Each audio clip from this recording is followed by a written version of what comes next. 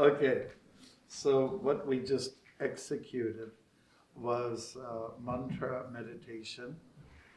We were singing ancient songs, one in particular, which is in Sanskrit, names of the creator. Oh yeah, that might help. Housekeeping. Yes, thank you. Hare Krishna. Let's see. Hello. Okay.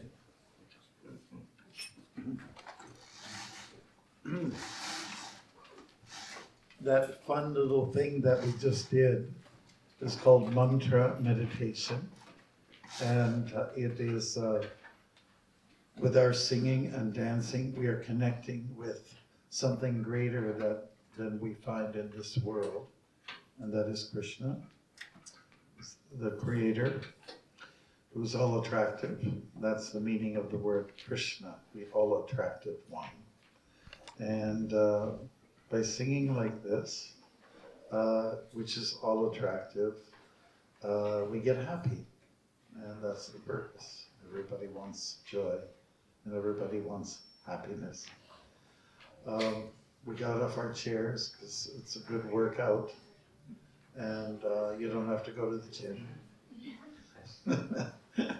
And it's all here. And this method is of mantra meditation, or what we call kirtan. That's the more popular term, has been going on for thousands of years in India. And I guess it's unique because this is transcendental sound. They're not mundane. It's not like something off the radio or something like that. It's spiritual. And it serves to cleanse, to purge. It's very peaceful. It's very calming. I think I saw a lot of happy, smiling faces. That's what I observed from my end. And this is what followers of Bhakti Yoga do on a regular basis, starting in the morning and whenever they have an opportunity. So I live in a temple, and we rise early in the morning. Some people consider it ungodly, but we call it godly. That time in the morning, before the sun rises, is very, let's say, advantageous for making spiritual life. So to start the day on a good note, we chant these mantras and we sing before we even have something to drink or something to eat before breakfast. And we take some time and study Bhagavad Gita, most notably. And I'm happy to see that we have a copy here. I understand that Madame Blavatsky has some connections with the, let's say, the world of what we call spirituality in India. And what's the name of the town? You want me to adjust? Adjust lower a little bit. Okay. Thank you. Yeah, that's good. What is the Madras? What's the name of the current name? Chennai. Yeah, Chennai in South India. There's a big piece of land that's owned by the Theosophical Society. It's thick bush, it's forest, and they have lots of it. So there's some, Madame Blavatsky got influenced, that's my understanding, through Vedic culture from India. Okay, Hare Krishna. So does that explain it good enough? Yeah. Okay. Great. So my name is Bhaktimarga Swami. Nice to meet you all. And Swami means you're a monk. And Bhaktimarga means path of devotion. So you do through life you do bhakti, devotion. And I've been at it for 51 years. And I started right here in the city of Toronto. And no regrets. I would say try it out if you haven't yet. Or if this is an introduction for you, then I'm sure it's pleasing and it's something that you can stick by. It just gives you let's say, a little added feature to life, a deeper purpose, and so on like that. So thank you for coming. And I think it's a nice building. And I understand there's 2 more floors. Is that right? Yeah. Do One people above, live one there? below. Oh, below? Yeah. Okay. And do people live here? Okay. Just the microscopic little entities. Okay. All right. Maybe the odd mouse, like in every building, you know. All right. So thank you very much. We had discussed maybe just doing something about, in terms of a topic, about adjustments. And so we titled it Just Adjust. Okay. And I think that that notion of making adjustments, it's something that we do all the time, more than we can fathom. Just like, for instance, I'll be in this chair here for the next few minutes, and I'm going to make an adjustment. I'm going to go like this. I swear, I guarantee. I will be tired of being in one position, and I'll slightly shift my weight around. You know, that's just the way it is. I'm making an adjustment here. I have a little bit of an itch here, so I'm making an adjustment. I think to look at this book, Bhagavad Gita, and it's really all about adjusting. Really, that's the summarized understanding of the Bhagavad Gita, learn to adjust. And it's capsulized in a famous verse from the last chapter of Bhagavad Gita. And it goes like this: Sarvadharman parityaja mamekam sharanam vraja aham tvam sarvapapebhyo mokshashami ma shuchaha. That's found in chapter 18. And basically, Krishna, who's the speaker of the Bhagavad Gita, after all, it's his book, he's talking to his student Arjuna, who happens to be a martial artist, an archer, so on like that. And he was just saying, learn to adjust, make adjustments. Life is all about adjusting. Don't be comfortable with where you are. People use that term, comfort zone. Get out of your comfort zone. That's when you grow. That's when you start to glow. And I was talking to you just yesterday, right, about building up thick skin, because you know that term, building thick skin. You know, like if a lion attacks a rhino, it's hard for him to penetrate because he's got thick skin. Same thing with an elephant, maybe not as much as, you know, a rhinoceros. But developing thick skin means that you toughen up and you deal with the different reverses or challenges in life. I don't know if my skin is that thick. But anyway, we need to adjust. You know, where if you don't do it voluntarily, you'll be forced to. Like if I was in Dubai a few days ago, and I was there just maybe 4 days before this storm and flood hit, you know, I would have to make adjustments, you know, if the wind is coming like that and torrential rain is coming, and if I'm outside, I'm not just going to be standing like here and even do yoga, you know. I would be forced by the laws of nature to make adjustments. I will have to move. I will go to some shelter. I will be forced to do that. And some people have a hard time making adjustments. When analyzing the 3 different body types that the Ayurveda talks about from the texts from India, Ayurvedic medicine, they say we have Kapha, Pitta, and Vata. And when it comes to people who are fiery by nature, they have a lot of Pitta in them. It's very hard to change them. It's very hard. They just are stuck in a position that they take, whether it's socially or politically or whatever the case may be. They're really stuck. They're like a tree that's big and thick, and if you cut that tree, you find it's 100 years old, and that explains it, because there's 100 rings within the tree, and it's no longer pliable or bendable like a young tree. like a young sapling. You can bend it like this, you know. One of my favorite trees is the weeping willow. Would you? It's beautiful, right? Just, you know, but the trunk is very thick. Don't try to even bend it.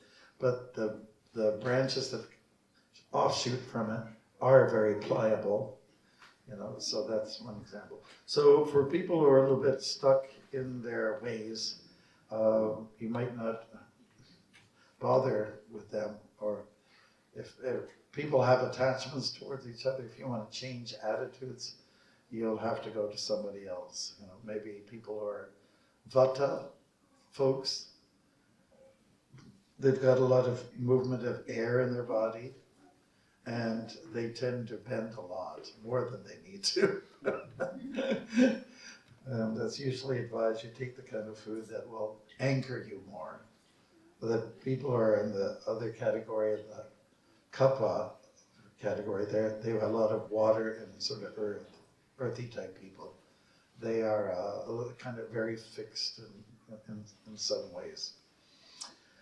So it's advised that they also take certain kind of foods and take to certain kind of activities that will help them to bend a little bit more, to get a little bit more in the middle. Yeah, so adjustment, just adjust. During the COVID, we've had to learn to adjust. You had no choice. I remember trying to go to the park. I said, you can't be here. I can't be in the park. I'd sit on a picnic table. You can't sit on the picnic table. Guys, we're coming here. I can't sit on the picnic table. Yeah, you're too close, or you'll leave something on the surface. And you know how it was. It was a little bit extreme, perhaps. You know, so kids couldn't go to the park and build up their thick skin, so to speak, or you know, just build up their resilience and build up their what do you call it? What's the term? Immunity. Yeah, immunity. We weren't allowed to do that. You were only allowed to, well, basically stay in one place. So sometimes that's necessary. Curfews are necessary. That was such an interesting time. I remember there was one period where hardly cars were on the road, and that was so beautiful. You know, and I remember one particular in Rosedale. There's a particular bridge. There were some girls that just took over the bridge, and they were just playing ball there, you know, on the bridge, you know. And yeah, it was great. People were, you know, sitting on their veranda. I remember again in the Rosedale area, I was, you know, walking with a couple of other people, and they were sipping on wine, and they said, "Hey, monk, would you like some wine?" And I said, "I'm not going to adjust." Yeah, it was a nice gesture, you know. But we have our values, we have our vows, you know, and we stick to that. Now, our Guru Maharaj, Srila Prabhupada, he learned to adjust in many, many ways. He had the idea, well, it wasn't so much his idea, the seed of desire that came from his Guru Maharaj, Bhaktisiddhanta, was go to the West or go to the English-speaking countries because this is the dominant language, and if ideas or concepts take hold for people with English-speaking tongues, then everyone will be influenced. Of course, at that time, America was like the top country. It would be maybe disputed whether it is now. But so he adjusted, and he was said, let me go to America. He would go to America. Do some of you, are you into musicals? Musicals, Hollywood musicals, 1960, West Side Story. Yeah. Okay, it's about a story about Puerto Ricans, and there was the Sharks and the Jets, right? And the Sharks were, which one were they? They were the Puerto Ricans, I think. And the Jets were, so the Puerto Ricans were the, you know, olive-colored, you know, skinned people, and then the Jets were the red-haired Viking white boys, you know? And they were in New York, and they didn't get along with each other. The whole story is actually kind of like a modern take on Romeo and Juliet. That's what it was. And So the one famous song that came out, everything's nice in America, da da da da da da, America. Okay, so that was the idea. So adjust. Prabhupada was encouraged to go to America, but there was some warning. Some of his contemporaries, friends, colleagues, whatever you want to say, they said, don't go to America. You won't be able to eat there. And even his sponsor, Sumati Mukherjee, who was an Indian lady, very senior, she owned a shipping company. And she said, Swamiji, don't go to America. America's too cold and you're too old. She said those things, so she was more or less saying, don't go to America. And, but Prabhupada kept in mind what his guru wanted to do, to travel, to get out there. And other people were saying it's the land of the Malechas. You to go outside of India, land of the Malechas. In Greek language, they have a Maleka, which means the same thing, like untouchable, means don't go to those faraway places where it's not cultured, land of untouchables, that type of thing. But Prabhupada didn't listen to those warnings. He just kept in mind what his guru wanted him to do. And what did he want him to do? To share a culture that people more or less needed. I mean, I think the whole world has benefited from the culture of India, the land of Bharat. Like samosas come from there, and incense comes from there, and fine silk clothes, diamonds come from there, spices galore come from India, and also a way of thinking like Gandhi, Mahatma Gandhi. He was a forerunner of adjusting, doing things different. If someone is affronting you, if someone is attacking or becoming aggressive towards you, his approach was quite the opposite, kind of like more like a possum. You know what a possum is? We have them here in Canada now. Possum, they play dead. And the first possum I ever saw in the Toronto area was one fine morning in Mississauga. And I was chanting japa, I was walking, and then I saw this, half-eaten apple, and then I saw this creature there, and it was like this. And all his teeth were showing. I said, that's a possum, that's the first possum I've ever seen in my life. So I kept chanting japa, and then I came back, 2 more blocks, and I came back, he was gone. He was gone. So they play possum, that's a defense method, I was in New Vrindavan, West Virginia. It's a retreat place we have in America. And I was chanting japa also early in the morning. And I saw a cardboard box moving. I know it's a mystical place, but this is ridiculous. So that's probably a skunk. No, but I got really close to it. And I could see coming out of the box was not a skunk, but it was a possum. And when he sensed me, he heard me with my footsteps, and he just kind of like walked away, don't hurt me. So Gandhi's approach was very unique. It was the non-violence approach, like do it different. Have you ever seen the Gandhi movie? He was in South Africa. It's a place that I go every year. And the British soldiers came at Gandhi and followers who were protesting against how the Indian, indentured laborers were being treated. And when the horses came, Gandhi said, get down. And they all just kind of like almost did like dandavats, showing respect, like played the humble role. And the horses couldn't handle that.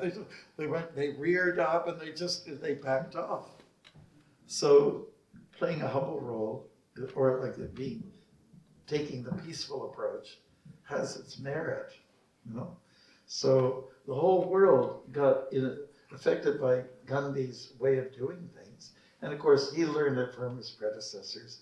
One of them, of course, is Chaitanya Mahaprabhu, who had the same approach. peaceful, non-violent, non-aggressive approach. And so the world kind of adjusted. So I'm a 60s kid, 60s, you know. Anybody born in the 50s here? Am I the oldest guy? Okay, all right, no problem. And we were trained, our mindset was that our parents went through the war. My dad would tell war stories, and it would intrigue us because we didn't have that experience. Canada in the 50s, it's a quiet, peaceful place. And people came out of the war and they said, we don't want this anymore. And then in the 60s, the Vietnam War was on, and the Americans, leaders were trying to conscript young men to take to fighting. And I've talked to many of my godbrothers who were part of that. There's Sureshwara, there's Radhanath Swami, there's Kripa Sindhu. You may not know some of these devotees. Punch, what's his name? Huh? No, not him. Pancharatna. Many of them came up to Canada to escape the war efforts. The whole mood in those days was, what are we doing in Vietnam? It's a ridiculous war. What are we doing there? You know, and so the whole culture that I grew up with is anti-war, peace, brotherhood, groovy, baby, you know, all that kind of stuff. So everyone had to adjust their way of thinking. Instead of someone is aggressive towards you, I shall return the favor. I will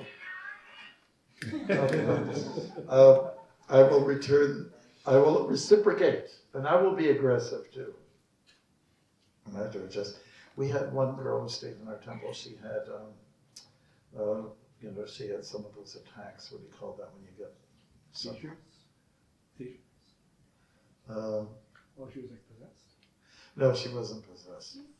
Seizures? Yeah, she would get seizures, epileptic seizures. And she sometimes get a little bit riled up. So there's one time, I was the temple president of the temple, and she came to complain about one of the residents who was not very nice to her. And she just kind of yelled at me. She's just very aggressive, you know, though she was on one side of it, and just yelled at me. And she had that. I think she's a good girl. She just has this physical condition. So she yelled at me, and I decided, well, I'm not going to yell back at her. I'm going to adjust. I'm going to do what people normally don't do. And I just let her say what she wanted to say, and it kind of hit the wall.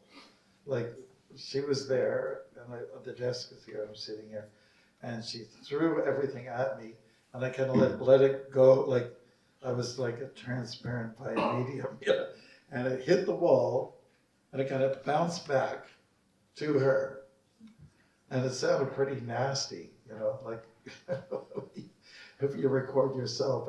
Has anybody ever recorded themselves snoring? It would be such an embarrassing thing. And so that's me. No, it's not. You will live in denial, right? So it all came back to her, and she said, then she went silent, and I didn't say anything. I said, oh, was that me? I was pretty nasty, wasn't I? So that's the last time she yelled at me. She learned to adjust. So while we are adjusting on the adjustment seat here. Life is all about that, making changes. When we're a baby, we get comfortable. And then we become a child, and we get comfortable in that position. Then later on, we become an adolescent, and we try to be comfortable. It's pretty hard, though. And you have to make all kinds of adjustments. You know, you have to reach puberty. So, oh, what's that all about? What is that happening on me? And then you get, to your full adulthood, and that's another adjustment. That's the time of responsibility. Oh, I better get it together. I've got a baby now, right? I got another one coming, and we have to adjust. Who's going to take care of them? I brought them into this world. So that's how you develop thick skin, and that's how you develop, sensitivity. Both, your heart gets softened and you get thicker skin. I guess that's really what it is. So in the end, all this adjustment that has to take place, just like being in traffic, I have to adjust. This guy's wild on the road. Let me get a little bit, off, and let him have his moments. It's advantageous to acknowledge I've got to bend. I've got to not try not to bend the rules, but bend myself, bend my way of thinking, and that's very advantageous. Srila Prabhupada, again going back to him, he came and he wanted to transplant some ideas, concepts, and ways of doing things from India. He helped us in so many areas. And in one area, he was like in India, women aren't allowed to go on the altar in temples.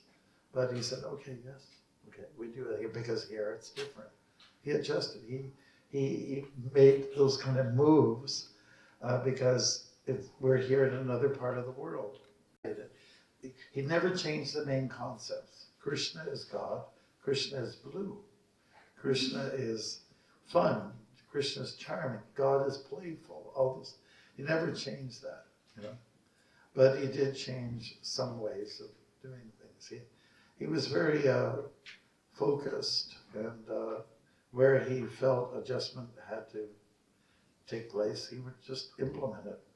So that's the beauty of Srila Prabhupada, and that's why he was successful, and is still to this day, because he was liberal enough. And had he been rigid, it would attract a certain kind of people.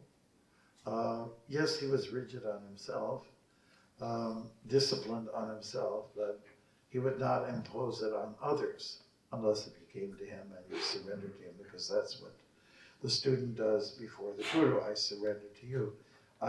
You're saying to the Guru, can you discipline me? Or another way to translate that, can you protect me? Because discipline brings protection. So all those beautiful things that he brought to us are now taking hold. There was one Irish journalist who wrote an article. I don't know if I ever shared it with you before, but it was one of the best articles I ever read, coming from like public journalism. And basically he was saying, this is what he was saying, well, Hare Krishna may not be mainstream, but all their ideas are. Think about that. Like we may not be, in people's heads, it's not, they don't think about Hare Krishna in the beginning, but all of the ideas, all the concepts that Prabhupada brought forth are adapted and embraced by the world, such as non-aggression and those kind of non-violence, ahimsa culture, and yoga, a form of yoga, mantra meditation, kirtan, and to a large extent vegetarianism, and so many ideas that Prabhupada brought that were quite cutting edge are now embraced by people. It's regular. So that he did. He was way ahead of his time in many ways. And so because he adjusted, he learned the art of bending a little bit. You have to bend and you have to stretch. It's called yoga. And so that was the beauty of what Prabhupada brought to the world. And, if you don't adjust, you will fail. Like times change.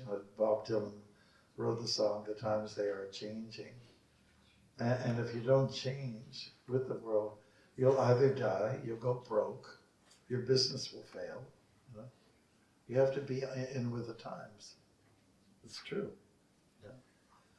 And but there are certain compromises. We may not, like you're in your devotees and you got traditional garb. Some of you are not, and we're okay with that. That's all right. It's not a problem. But it's your choice. It is. And I go to Cuba every year, and there was a period where we had one of our leaders there. He insisted everything has to be done in the Western style. You know, Krishna West. You have heard that term, Krishna West. And they said we have to wear Western clothes if we want to like make a dent or make a change in this society of what we call Cuba. And so he and some of his followers were insistent it had to be that way. But there was another group, well, I think we're going to do it Orthodox. We're going to be more radical, meaning we'll wear some of our devotional clothes. People like that. It's exotic. It looks cool. Like there's so many times when people say, oh, I love your color. That looks really comfortable. Is it? I get that all the time, you know. The other day I was by the cherry blossoms. Those cherry blossoms are great, but your color looks even better. And so, you know, the stance that I take is that why can't we have either this or either that? They call it a tyranny. When we say the word tyranny, when you say it's got to be this or that, they call it a tyranny, but it's too rigid. Why can't there be some flexibility? You know? And so that was, again, the beautiful thing that Prabhupada brought to the world. Oh, those outside people? Probably. Okay, our kids. Yay. Sign of life. Okay. And when we're kids and we're rowdy, we're told, like especially when we're indoors and something else is going on, don't adjust. Just adjust, just a little bit. Bring the volume down a little bit. You know, we have sometimes kirtans, they're so loud. Some of you know, the speakers and all the amplifiers are, everything's jacked up. It's I can't, my eardrums are going. We have to learn to adjust. And all those people were part of the whole heavy metal, you know, hard rock culture.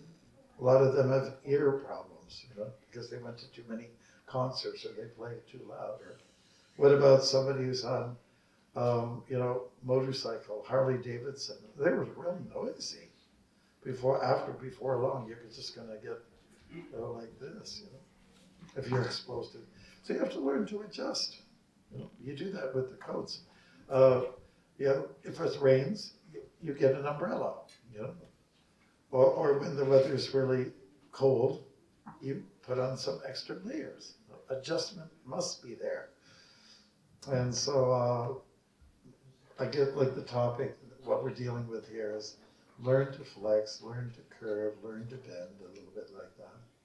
You know, even in sports, you have to learn to, you may have a plan, you know, like in football, you huddle, so when we do this and do that. But then something gets thrown off and you have to adjust, okay? You have to just change.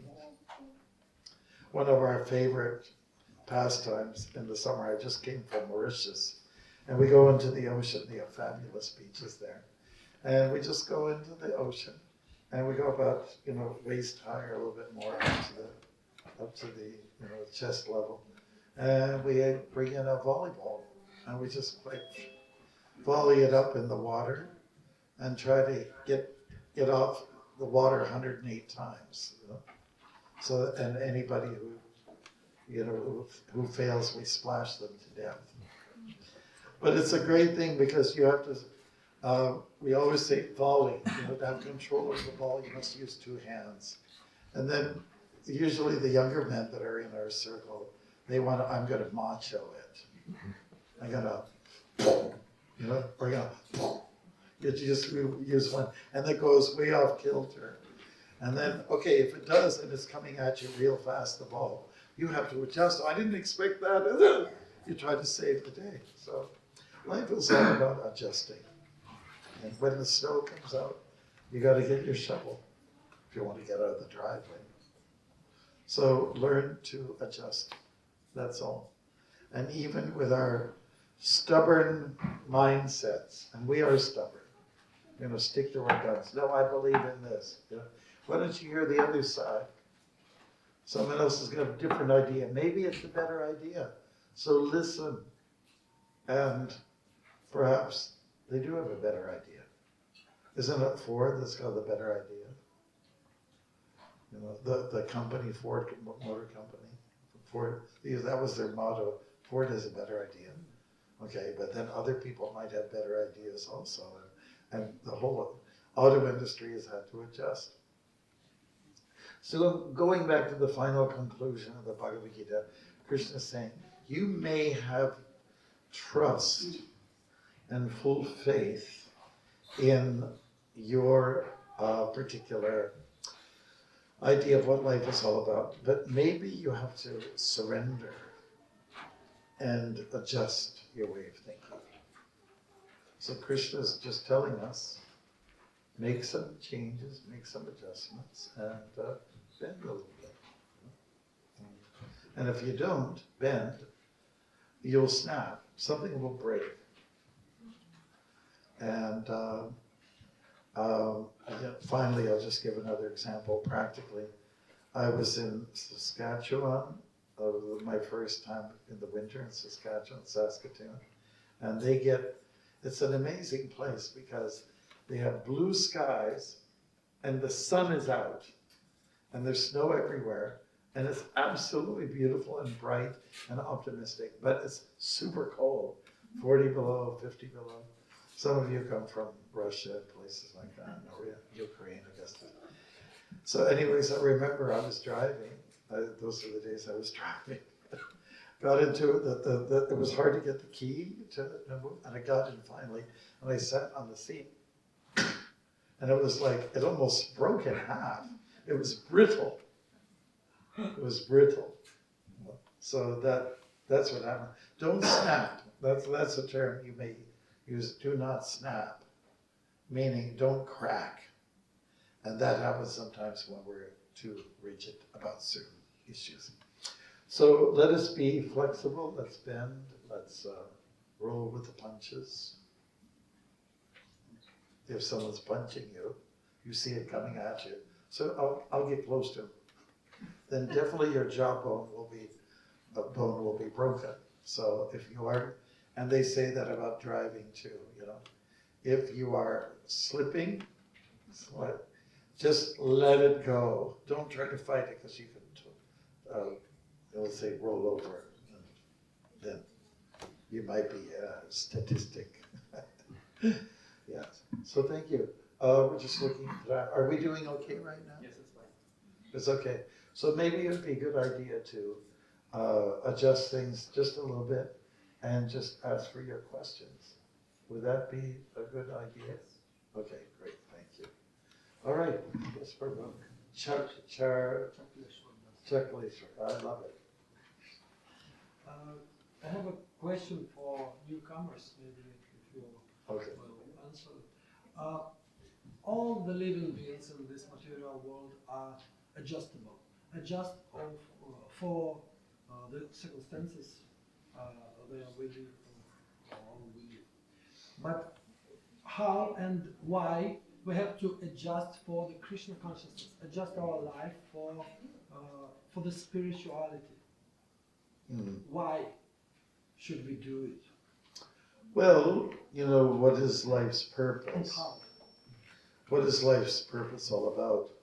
We all want to improve our life, and the way to get life to be to a nice level of holistic kind of approach to living, you know, you make some adjustments so that your spirit, your atma, your soul will be appeased. It can't just be one way, all about the body, looking good, and then dying in the end. We have to consider the investment towards spiritual cultivation, because ultimately, like if you study Bhagavad Gita, you must try to get your identity right. I am not this body, I am the spirit, and so that means I have to do things for my spirit. And I'll just take care of this person real fast. Yes, Varun, how are you? Great. Well, my humble obeyed it, didn't I? That's okay. No. So anyways, getting back to the issue. The Vedas teach that we're different from the body. The body is a machine made of material energy. And that my true self goes beyond this machinery. And so if that is accepted, then I have to make some flexibility, show some flexibility by investing in the soul as much as I am the body. So no one's going to force you. No one will force you. Like, is there any heavy duty guys around here that say, you have to, or else?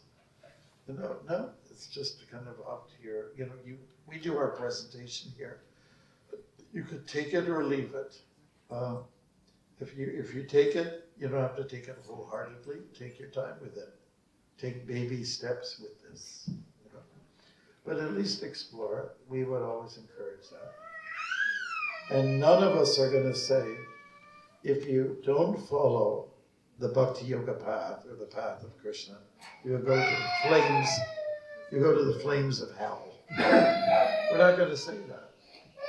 We're not that rigid.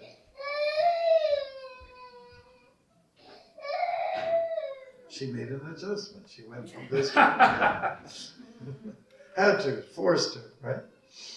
Yeah. So it's good to explore. It's good to be open. That's what we mean by flexibility and learning to bend a little bit. Explore, look around. You're a human being. You should use your curiosity and your inquisitiveness to fulfill your role as a human being. And we shouldn't just accept anything that is presented to us. We must ask questions. That is our human right, to ask questions. That's the purpose of the brain, to ask questions. So that's what our program is all about. Letting people, we're doing a presentation. Do you like it? Great, I'll tell you more. You don't like it? No problem. Just come and check on me once in a while once you change your mind. I'm always there for you. Yeah, so that's, how many people do we have here that are relatively new to the group? Okay, 1, 2, 3, 4, 5, 6. Okay. Did it make sense, anything that we've said so far? Yes. Okay. All right, yeah.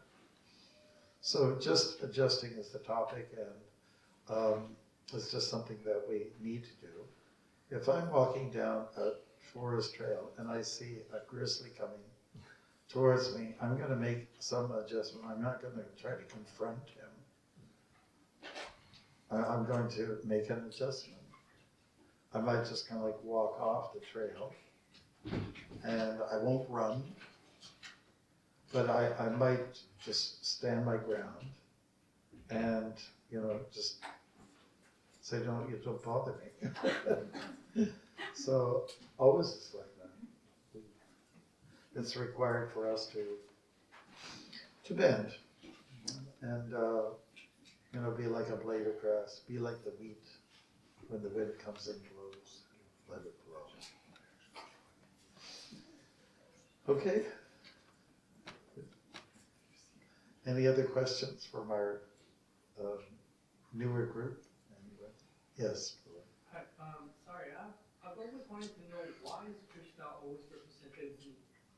Krishna. Why is Krishna blue? Oh, I see. Well, I don't mean to be facetious or to be rude to you, but why is the sky blue? The sky is always blue. Well, let's put it this way. The color of the sky has a lot to do with many colors mixed together, And Krishna's color is basically, it's a mystical blue. It's a beautiful, deep, rich blue. And you get some days when the color is just like his skin, as we understand it, the way it's expressed. It's beautiful, it's unique. I don't see any blue people here, unless if you're beaten, what do they say, black and blue, beaten until you get those colors. Some of us get blue when we turn cold, isn't it? Yeah. one particular person, he's black, and he said, they call us colored, but, you know, white guys, or some of us are white folks, but aren't you white? Like you're Russian, Ukraine, we're white, aren't we? You are. I mean, to me, it's beige and pink, you know? But if you drink a lot, parts of your body are going to turn red, you know? And if you are exposed to the sun, you'll get a unique, you know, red, like almost tomato red color, and then it'll go brown later on. And, you know, if you get beaten, you'll get blue in some spots. And so we're always changing our color. So this one black dude said, they call us colored. You guys are the colored guys. So Krishna's skin, it represents Krishna, Shiva, a few other avatars. They have this skin. It indicates a deep, rich, mystical, magical, like that. If you look at what makes up blue, it is a great color. It's cooling. You know, when you look at anything that's got, by the way, they got sort of a light blue tint. It's very cooling to the mind. If we painted these walls red, we'd be sort of a bit hyped up. We'd be more intense. So it's the choice that he's chosen. Now, there are different avatars, and they're like the Rama avatar is like a light green. And then we have some avatars who are whitish in color. And then there's the one the avatar called Yajna, and he's very red. So it's kind of, but we're talking about intense colors. In one way, Krishna is saying, I'm like you, but I'm also different from you. I may have features like a human, but I'm quite different on another level. And we have a tattva, or a truth, that expresses that, the Chincha Veda Veda tattva, the truth of simultaneously we're all the same, but we're also distinct. We're all individuals. Does that help out? Thank you very much, yes. Blue is a great color for me. Anybody like blue? Yeah. You know, you can like blue, but don't be blue.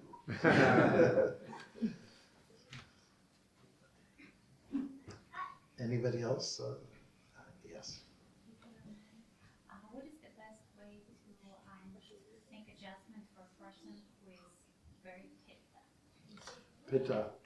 Oh, yes. Well, yeah, some things that we would recommend, don't eat chilies. Because that will just, you know, intensify the situation. You know, things that will cool you down, calm you down. And I think we always say that if you feel the need to adjust your way of thinking, then spend some time with people who have a different idea or different concept, and they look from a different angle. Maybe they see the bigger picture. So Sangha, we say, you know, be in an association of people that help you to see things differently. They've got different viewpoint on life itself. So these are some of the things that will help out. You know, there can't be anything worse than having two pitta people together. You know, you probably maybe have experienced that. You know, and it can be I would stay clear. Yeah. But you know, the one thing about, say, like fiery people, they do get things done. They have this incredible passion, and passion is necessary for things to get done. So every different kind of person has their place. We complement each other. And if we were all the same, this world would be boring. Right? And sometimes, I mean, couples are like that too. You know, there's one, within a couple, you got one person who's a little bit fiery, the other one's a little more toned down. So they help each other, they complement each other. That's the purpose behind it. Thank you. Yes. What is the best way to study Ayurveda? Is it possible to learn online or in person? Well, I mean, it depends on your situation. talking about how to get more familiar with Ayurveda online. There's going to be some good material there. And of course, we always encourage personalism. It's good to be with someone. Again, Sangha, the same issue. Being physically with someone, near someone, and try to understand from a different concept. So there's a lot of merit to being physically with someone. You see their eyes, you can see the beauty of the eye, or their gestures, when they're trying to tell you something that you're not so much aware of. So I'd say both online and offline. Is it possible to find person offline? What is the best way to find the person offline? Somebody here in Toronto? That's a good question. Well, I don't get sick that much, so I don't have so much the pressing need. But maybe some of our devotees here. Is there anybody who'd like to volunteer? Do you know a good Ayurvedic person? Yeah, like my wife Anna, she's probably in the basement. She's studying Ayurveda now. That's a couple of years course. She's studying from a lady that's originally Indian lady who lived in England for a long time. Now she lives here, and she studied Ayurveda there. And she has essentially an academy, like it's a small academy where she teach Ayurveda on a professional level. So I will talk to you and I will get Anna's contacts. That's good. Yeah, that's why we're here. We're here to exchange ideas and not just meet new challenges, but also see where, we have, it's a resource. Everyone's a resource. So this Igor, and he knows a lot of this. Good. Any other questions? Yes. Can I ask you a question, please? So, what is the connection between Vedic understanding of the and Bhagavad Gita? Is it one and the same together, or are Yes, they it is the different same. concepts? Yeah, Bhagavad Gita is a segment of one of the great epics that we call Vedic wisdom. So Krishna is teaching the Bhagavad Gita to Arjuna. There's 700 verses there. And basically he's hitting at the essence of Vedic knowledge. He said he explained it one time, long ago, to the sun god. This is in chapter 4 of Bhagavad Gita. Sun god explains it to one of the progenitors, one of the fathers of humankind. And then he explains it to another king, Ikshvaku. So there's this school or this disciplic succession. So one thing that ties, it's kind of like yoga people together, and Hindus and Jains, particularly those people, it's the Vedas. That's the common denominator we have. Krishna consciousness is there as well. And all the different offshoots of the different spiritual branches, you can trace back. They all seem to borrow something from the Vedas. They all seem to, where you can even Judaism, which is one of the older traditions. You can definitely Christianity and Islam. Islam tends to be reactionary. Whatever is done Vedically, they might do it a different way, totally the opposite. But it seems that, and Buddhism surely springs from the Vedas. The language is the same, Sanskrit and so on like that. So you'll find a lot of similarities, but being that this wisdom, as far as man can trace back, it all starts with this. The cradle of civilization is in India, and what has been passed on by the yogis and the sages in the past is sourced from the Vedas. And there's just a lot of knowledge there. That's great, in the different fields. We talked about medicine, and there's so many other departments of knowledge that go under the classification of the Vedas.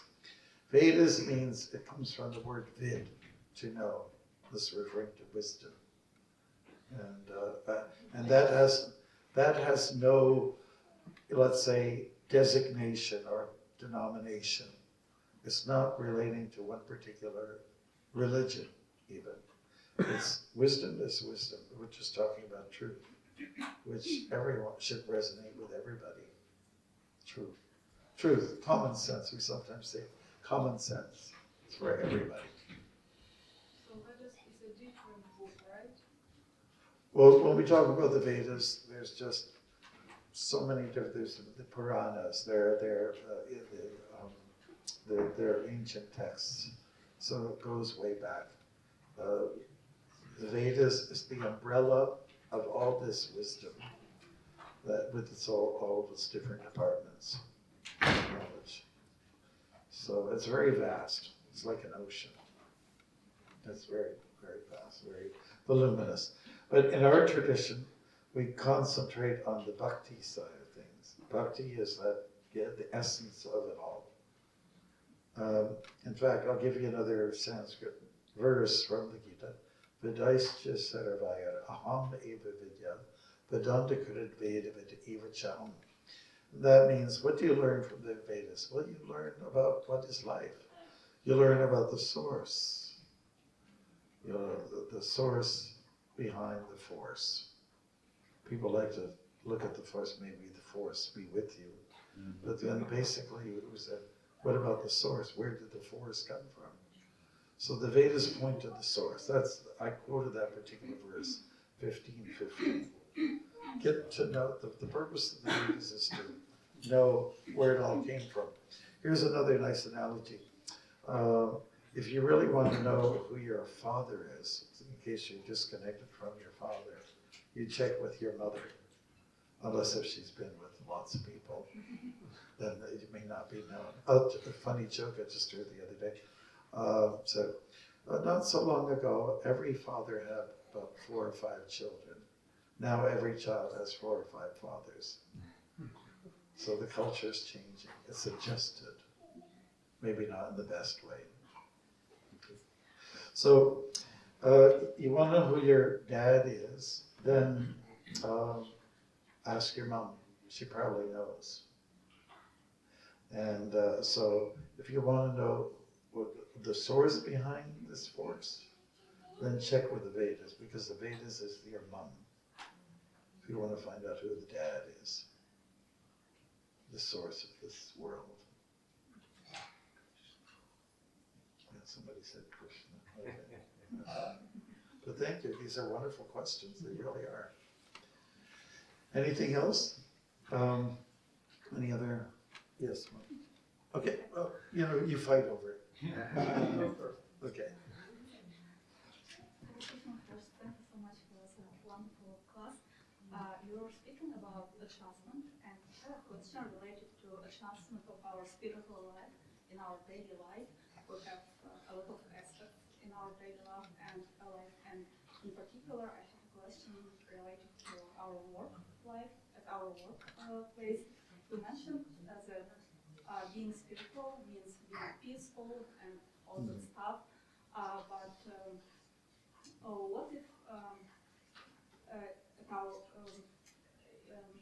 at your workplace it's not always possible to Be stay peaceful. quite peaceful, Yeah. and especially when you are dealing with a lot of different people, and sometimes Yes. you have due to your job responsibilities, you have to fight with someone, Yes. and you cannot just act like a person and pretend not to be in the situation. You have to be in the situation. Yeah. And my question is, especially when you are like you mentioned, Peter, how maybe you can give a hint how to not involve too deeply into all this, The hint these as to. things. Not to involve too deeply. Not to Oh, deeply no, involved I see. into Just all stay these alert. materialistic things. Because Well, the answer's here, Bhagavad Gita. Okay? Arjuna was thinking, I think I'll just be peaceful. And then Krishna was saying, it's not the time to be peaceful. No. You gotta run. This is not, you got the Desh Kalapata, time, place, circumstance is such that you have to be aggressive now. You've had time to think about peace. The attempts were made for peace talks. Krishna said, he himself was involved in peace talks. Didn't go anywhere. They have a saying in Latin, argumentum ad baculum, which means when negotiations fail, then you have to use a stick. So there's time for fire. You know? I mean, fires do good. When a forest gets old and decrepit, fire comes in and burns everything down to the ground, and then new growth comes up, like resilient, beautiful experiences there. So when there's time to fire, let fire. Use the cannonballs, whatever you have to. I mean, Prabhupada was saying this. He said, "Be a lion on the chase, but a lamb at home." So there's some adjustment right there. So if your business calls for it, being loud, being aggressive, pushing things on, driving a big, lorry or trailer, then that's what you have to do. If it calls for protecting your people, then you have to use some weaponry. It depends on the situation. And I'll just tell you an interesting story. When I was walking across America, I came to Toledo, and I was walking over like an arched bridge over the interstate highway. And I was at one end of the bridge, and there were two African-American young men that were coming to, we met in the middle, and they were eating popcorn. And one of them said, "Hey man, are you a monk?" And I said, "Well, yes, I am." I said, "Hey, can you teach us how to fight?" And I said, "Well, in our tradition, we try to negotiate first. We use a soft approach first. We use wisdom, to let's say, soften any intense atmosphere. We use wisdom first. We try to compromise and negotiate through wisdom. And then if that fails, then you use the weapon. So wisdom first, then the weapon." So when I explained that to these guys, "Hey man, that's so cool." I told them that our approach to life is bhakti, it's love, it's soft, it's graceful, it's gracious, But we do have a sector in our society, the trained men, in some cases women, who are trained to protect and to be aggressive, but to know when to use aggression. Like if you take martial arts training, I'm a martial artist, you don't just punch an old lady in the face as soon as you get on the street. You know when to use it, when to use that fiery energy. You know when to use it, when not to use it. So that's the fine tuning of life, tweaking. Tweaking is forever. You know what I mean by that word, tweaking? Fine tune. It's forever. Forever and ever. When, I write a script and I'll pass it on to somebody who's good at English and say, "Can you tweak this for me?" And we had a discussion, tweaking is forever. Whatever we like now would be great. But then 5 years later, the culture changes a little bit. Socially, things change. You have to change your script. So we said, tweaking is forever. I think it was 1967, one of the first James Bond movies came out. And diamonds are forever, whatever that implies. But actually, more truthful than diamonds are forever, tweaking is forever. You have to fine tune. Like you might say, "These are the clothes for your daughter, right? But she's going to grow out of it." And he said, No, we're going to stick to it.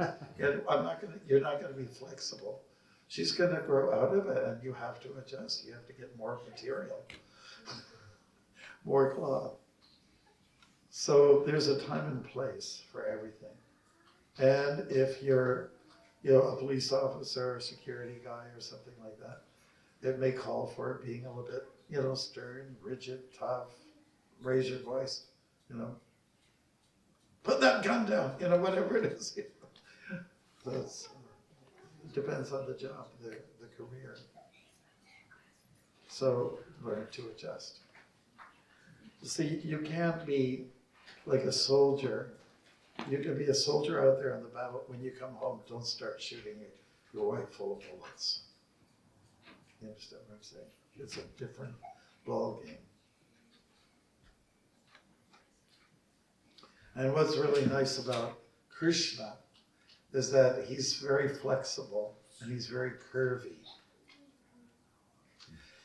You know, and the beautiful curves. He's very balanced. If you look at Buddha, he's very stoic like this, very symmetrical. But Krishna is too. He's got his flute out there, so the weight goes over on this side, or this side, and he bends here. It's actually quite balanced, but he's very curvy. He's very musical. You know, so that's one thing. And apart from seeing the hue or the color of Krishna, let's look at his pose, how he's standing, and it's actually beautiful. So again, another example, having to adjust.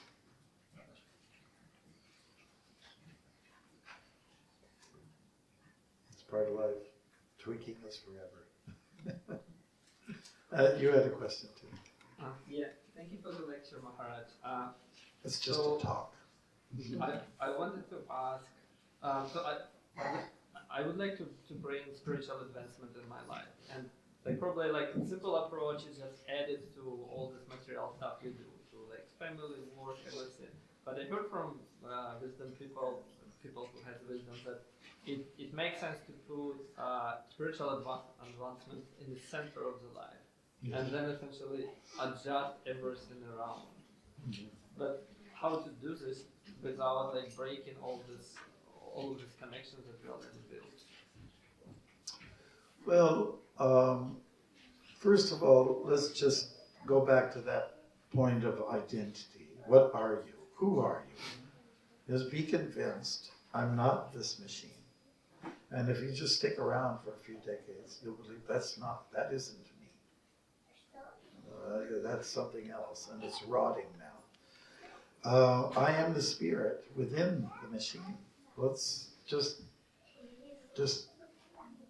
make that strong, make that firm commitment in terms of what I believe I am. And then, if I'm spirit and I'm not matter, then what really matters is that you center everything around spirituality. But because, let's be practical, because you are wired in a certain way, you are made a certain way, you have to look at that. Everyone's psychophysically unique. And Krishna talks about the 4 kinds of people that are wired in general terms, 4 boxes are there. And if you actually follow your psychophysical nature and follow the codes that are recommended for that type of person, people will see you're real. Okay, you're being real. You're not being superficial or artificial. I think people will admire that. They'll adore that. They'll see that. Yeah, maybe that's what I should do as well. I should find out what is my varna, what is my ashrama. These are terms that we find in the Bhagavad Gita, and live by those codes. And then you'll feel a sense of wholeness, oneness, and you'll be comfortable with yourself. The problem lies in all the emphasis is in the pop culture, that we, pop culture. It's all about the physicality. And pop in Sanskrit means sin. Another time when I was in Utah, a particular city, not necessarily a huge place, but I was interviewed by 2 radio stations. One was a country western one, and they played that music, and I asked them, I went to see Jennifer, who was a broadcaster, the second day, and I asked Jennifer, I was just at the other station yesterday, and they interviewed me about my walking experiences. And so they were playing country western music on their station. what kind of genre of music do you play here? And she said, oh, we play pop music. I said, oh, pop, yeah, pop. Pop, you know, Jennifer wasn't so familiar with our terms. Or pop, like in Sanskrit, it means sin. So then, so then she said, oh, Swami, put the headphones on. We're on the air, we're on the air. Okay, so we have somebody who's here, a very interesting person, right here in the studio. And he's walking across America, and it's to promote spiritual awareness, the walking culture, and so on like that. And we just had a nice conversation about the kind of music we play on the station. And so he was saying that, what is it, the Sanskrit? Yeah, Sanskrit. Yeah, Jennifer, that's great. And so he was saying that pop in Sanskrit means sin. And well, that's why we have the walking monk here today, to deal with our sins. And so in the pop culture, spirituality tends to be denied. Or honestly, you know, the music, that's the literature out there, it's not about you so much, the essence of your being. It's much more about your physicality, how you can look good and how you can perform well. It's all to do the machinery. So some part of you you have to invest some time in your spirit. Take care of the bird in the cage and not just the cage. If you just look after the cage, your bird will die. So what's the bird? You. You are the bird.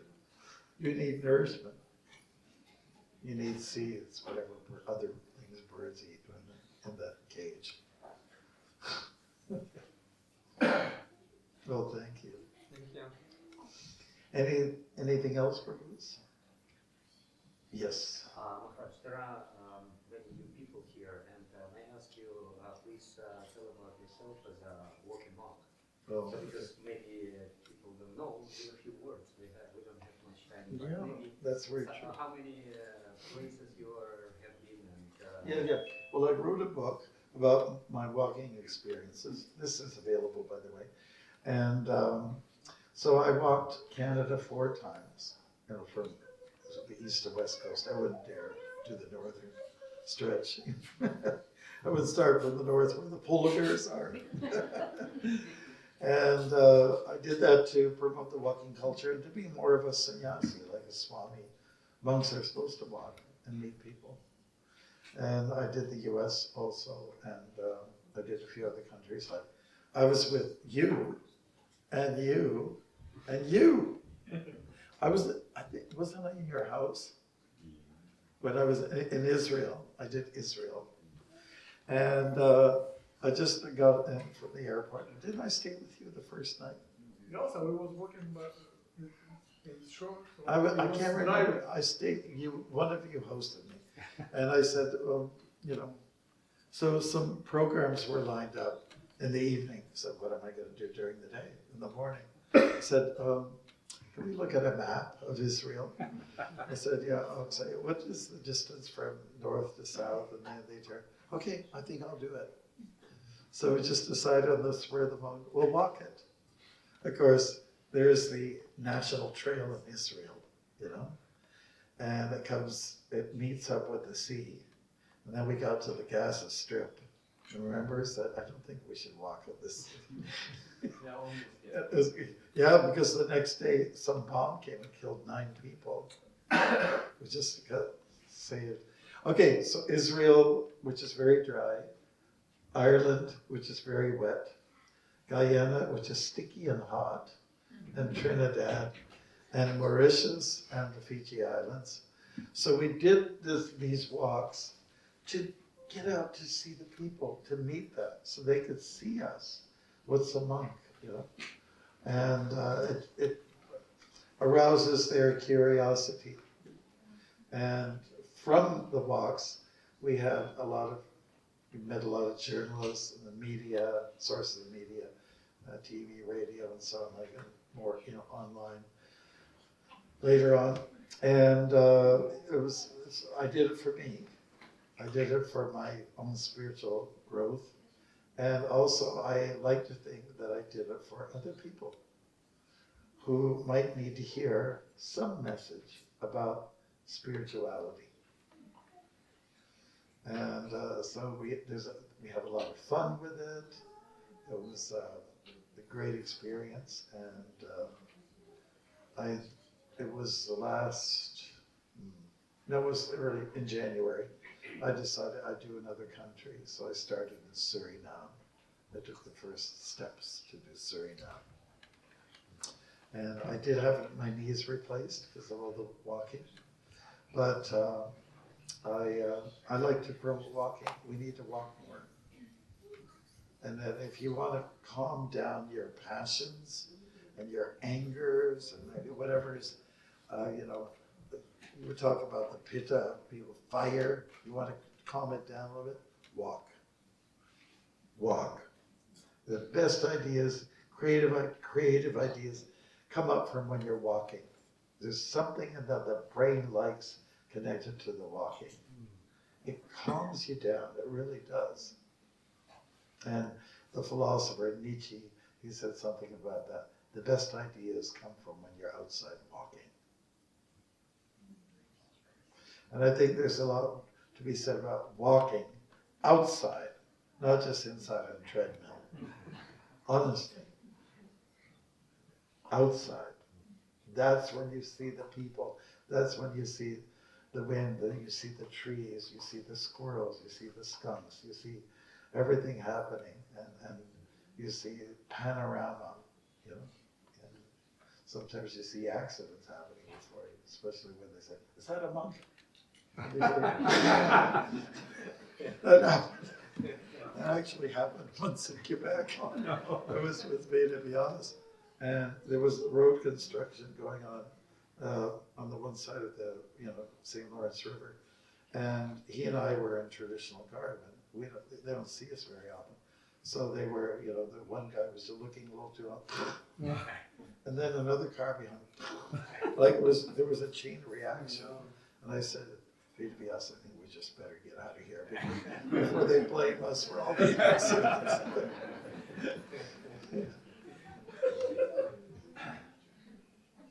I was in Trenton, the town Trenton, and there was somebody ahead of me. He was a monk, but he was a Christian monk, and he had denim. He had like a big robe like this covering, and he was sleeping at night with this tent in the wilderness, and then he'd get up in the morning. So people were saying, "Oh, I saw a monk," And so he was like in denim patches and this color. So we actually met each other, and we exchanged ideas. And there was this one guy driving, and he was looking and not watching, just looking at us, and he almost got, killed, So that's the idea. This book is it's an easy read, and it's got over 100 pictures in it. And see, there I am, And those are my dad's from Holland. So he's wearing these klompen, that's what they're called, wooden shoes. Oh, yeah. You know how the Dutch wear wooden shoes. So my sister saved them all this time. Some poetry in here. I'm on a motorcycle here. I'm an official member of the Hare Krishna, Hells Angels. I'm an official member. I just sat on one, that's all I can do. So we've been walking different times, and it's fun, and I have no regrets about that. Could I ask a short practical question? How many kilometers you can make a day? Well, on the average, when I first started, I was doing 42 kilometers. So according to the Athens, marathon runs, that is a marathon. Wow. 42, and I didn't know it. Walking 42 kilometers? Yeah, average, yeah. I wouldn't do it now because, I'm a little older. The biggest day I had was 99 kilometers. Wow. Yeah. In one day? Yeah, in one day. Yeah. It was a tough day. I was in Quebec. You fly. Yeah, sure. But the weather was good. This kind of weather is very good for walking. This kind of weather, not the summer. Summers, it's not advantageous. You get hot, you sweat, you get drained, you get rashes. Do you sleep or What's that? do you sleep? Oh yeah. What happened was that when I was in Quebec, and I walked through Quebec City, that was part of it. And when I finished, it was the next day they had an ice storm in Quebec. And so it wasn't wise to go and walk. I just needed that break. Yeah, so that's the practical question. And where do we sleep? Usually at campsites. Sometimes in the van. That's a great experience. I have no regrets. Okay, and we were told 12, right?